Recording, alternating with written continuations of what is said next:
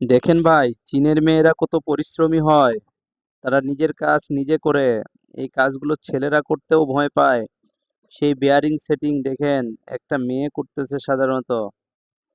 সুন্দর করে বেয়ারিং এর বলগুলা ঢুকাচ্ছে এবং নিজে হাতুড়ি দিয়ে বেটে বেটে ঢুকাচ্ছে। আর দেখেন কত শক্তিশালী কাজ করে মেয়েরা। অথচ আমাদের বাংলাদেশের মেয়েরা রান্না বান্না করতে ভয় পায়। অথচ চীনের মেয়ে বা বাইরের দেশের মেয়েরা কত পরিশ্রমী হয় দেখেন। দেখেন কত পরিশ্রম করে। দেখেন তাদের প্রতিভা দেখলে অবাক হয়ে যায়। তাদের ছোটবেলা তাদেরকে বাচ্চাদেরকে ট্রেনিং দেওয়া হয় কিভাবে।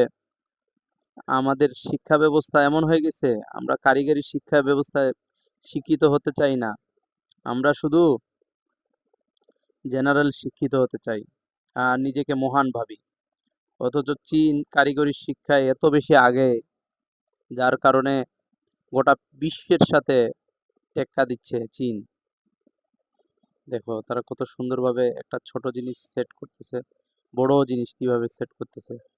অথচ আমরা পুরুষরা হলেও ভয় পাবো। দেখেন